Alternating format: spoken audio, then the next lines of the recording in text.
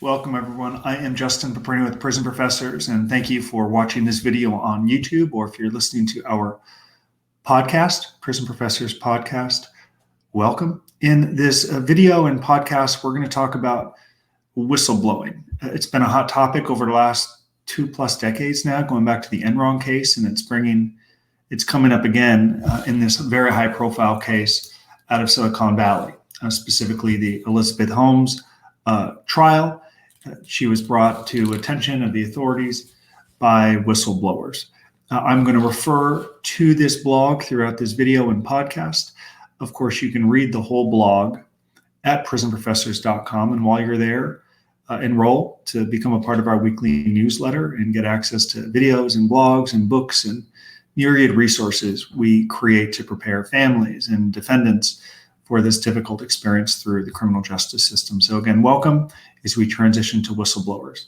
One of the best lessons I think I ever received on whistleblowing came from Warren Bennis, the famed professor at USC, who unfortunately died recently.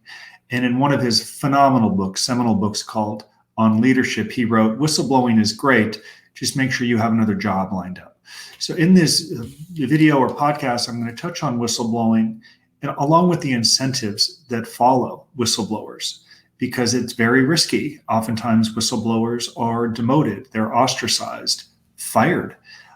They endure a great deal. So the government, to try to combat that or incentivize whistleblowers and the role that they play in ferreting out fraud, will incentivize them. And there are myriad case studies. A simple Google search will show how people who even are involved in criminal activity can become whistleblowers. There was a very popular case with my former employer, UBS, and Bradley Birkenfeld, a banker who went to prison for 3 or 4 years.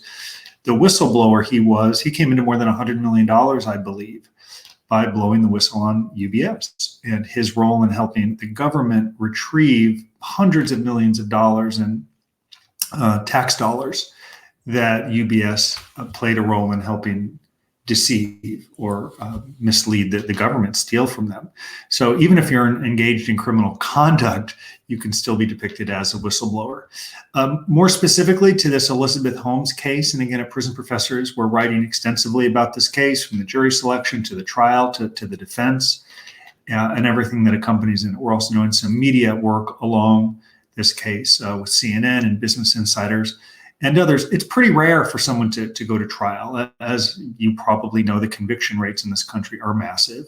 The majority of people plead guilty. In fact, many people who do not believe they're guilty plead guilty because, as we articulated in another article on Prison Professors, the trial tax, as some would call it, is so significant. By exercising your right to go to trial, and if you lose, they're really going to seek to punish you. Indeed, we have had clients who could have gotten probation go to trial and get 3 or 4 years in prison. And some would say, I'd rather spend the rest of my life in prison than say I did something wrong, even if that meant I could have got probation. Not everyone says that, understandably, with children and careers and just wanting to get out of prison as quickly as possible. It's part of the reason some people who may be innocent take deals they don't necessarily agree with. Coming back to whistleblowing, in this case, Elizabeth Holmes is facing a trial that's begun this week. She faces up to 20 years in prison for wire fraud and mail fraud. As we're learning in this case, whistleblowers played a significant role at Theranos because someone within the company alleged deception and fraud. And rather than turn the other way, she sought to bring attention to this, knowing that it was the right thing to do, but also this company was professing to have a product that could help people. And if that wasn't the case, she felt she had an ethical obligation, a moral obligation to do the right thing, even if it led to the demotion or getting ostracized. So any whistleblower, even if they get compensated, I think has a great deal of integrity and intestinal fortitude to be able to make tough decisions in a very aggressive culture, or a culture that is breaking the laws the government alleges they did, clearly by these indictments. In this case, 2 whistleblowers are likely to testify at this trial. Erica Chung was the first to highlight the company's blood testing technology did not work. Another was Tyler Schultz. Significantly, Holmes raised approximately $700 million in capital, and at one point they had a $9 billion valuation. As I recall, they were comparing Miss Holmes to Stephen Jobs from Apple, which is a lofty comparison. Perhaps it's because they both wore black turtlenecks. Regardless, they raised a lot of money, had a very high valuation. As I mentioned earlier, whistleblowing is certainly not new. I think the most attention that's come to whistleblowers was 2 decades ago with Enron, the massive financial scandal. Sharon Watkins, who turned out to be, I think, famous, actually, books, got awards, a lot of money. I don't think she did it for that, though she was certainly deserving of it because she helped bring a massive scandal to light and hold people accountable who broke the law, and drew attention to government investigators regarding what Kenneth Lay had done. He passed away before he was sentenced, Kenneth Lay did, so technically he is not a convicted felon. Andrew Fastow is the CFO, who served 6 years in prison. Full disclosure, I have spoken at events where Andrew has also spoken, though I've never met him. He either came before or after me. Never met him, and I don't really have any reviews for him as a speaker. I just know that he served 6 years in prison. As I understand it, so his wife served a year as well, I think, for obstruction. As the Enron and Theranos cases show, whistleblowers play a significant role in letting the government enforce. And it's so oftentimes how government catch cases, through a cooperating informant or through a whistleblower. The government's law enforcement efforts get major boosts by people like Watkins and Chang and Schultz, because they're willing to take huge risks, including ruining their career, to do the right thing, to do what is right, albeit with some very difficult circumstances.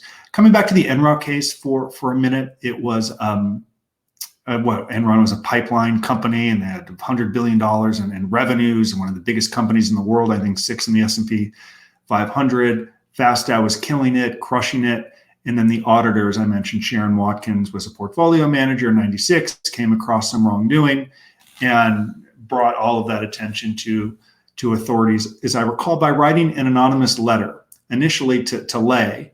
It was not acted upon. She was concerned that nothing was going to be done. From there, she went directly to authorities. And from that, Enron was forced to restate financials. The stock price went in the toilet. They went bankrupt. A lot of people lost their jobs, and a lot of people went to prison. The government, to the extent they can, has tried to create whistleblower protections because of getting ostracized, fired, demoted. It's very risky. So following the Enron scandal, Congress passed the very popular Sarbanes-Oxley Act, which prohibits publicly traded companies from retaliating against people who assist in investigations. I wish it was just as easy as passing an act and thinking that companies would simply follow through and not retaliate. That is not business. That is not realistic. Our team has received calls over the years from people who were whistleblowers to share their story, and to reiterate that regardless of what this act said, if you're working in a corrupt corporate culture that cheats and breaks the law, it is Pollyannish to think that suddenly they're going to do the right thing if they find out that you're a whistleblower. It's very much in their culture. They would argue if there's wrongdoing that's going on, they're suddenly not going to do the right thing and not retaliate against a whistleblower. It's just not realistic. Some companies, there's no doubt, because of this act, initiated policies around whistleblowing. That could be an anonymous hotline. There are no doubt companies that put compliance programs in place to properly manage whistleblowing. Many of them have them, but they don't actually follow through.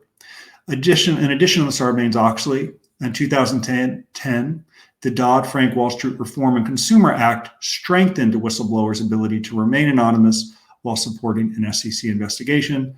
Dodd-Frank established bounty programs enabling individuals to report violations of securities laws anonymously with the help of lawyers. So you had the Sarbanes-Oxley a couple of decades ago. It was a step, clearly not enough protections, and then we had to have Dodd-Frank come in and try to offer more protections. As mentioned earlier, many people don't come forward because of the negative repercussions. In an interview, Watkins from Enron told the Wall Street Journal that becoming a known whistleblower caused significant harm.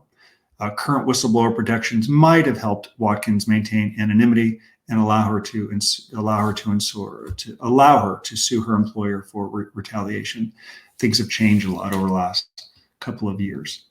And as I just mentioned, the SEC, the IRS, and other agencies now have robust whistleblower programs that absolutely offer incentives. And let's talk about the incentives for a moment, because they're large, they're big. When information leads to a successful government action and the Securities and Exchange Commission recovers over $1 million in sanctions, the agency can provide whistleblower awards. Typically, those rewards are between 10 and 30%. That's a big deal. Good God, just $2 million alone, 30%, that's 600 grand. Since the program's start, the SEC has paid nearly $1 billion in rewards to whistleblowers.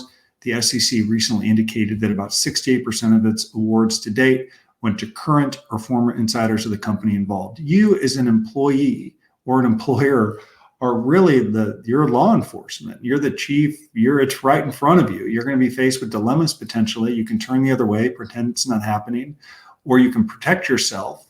You can report any wrongdoing with these protections, Sarbanes-Oxley, Dodd-Frank, and potentially get a significant reward. And also, why would you want to work for a company that has a culture of fraud and deceit? If you come across this sort of conduct, it's best to leave. Easier said than done, of course, because you could have your job and your rent and your health insurance and everything on the line. But eventually, if you're working in a corrupt culture and you see wrongdoing, whether you blow the whistle or not, it's going to tend to go badly, as we've seen with so many cases again and again and again. The SEC is more likely to open an investigation based on tips related to SEC enforcement priorities that include cybersecurity, misleading or excessive fees, accounting fraud, insider trading. Don't see as much of the insider trading in the last few years. Trends are really moving towards PPP fraud, doctors and anti-kickbacks and those sort of things. Misconduct by trading exchanges and classic investor misrepresentations and fraud. Again, I encourage you to read the full article and digest other resources at Prison Professors. To conclude, the Enron case from 20 years ago and the Theranos case today shows the significant role that whistleblowers play in helping people be held accountable for civil and criminal wrongdoing. Without these whistleblowers who are so vital to ensure wrongdoing and ferreting out fraud, so much in fraud would go undetected, billions of dollars worth. Ultimately, these people will get caught. The damage would be much worse, making it harder for people, the shareholders, employees. It's just bad all the way around. Anyone considering coming forward as a whistleblower should certainly speak with a lawyer. Protections have been put in place over the last 2 decades that reduce risk, can't totally remove it, but they reduce risk and protect you in a way that previously wasn't done. I commend the government with making some changes and offering more protections and making adjustments based on mistakes that had happened. Thank you very much for watching this video about whistleblowers, the critical role they play in white-collar crime. And again, I encourage you to go to prisonprofessors.com to read the full article along with scores of other articles. We're producing at least a blog and video a day. Thank you so much. Bye-bye.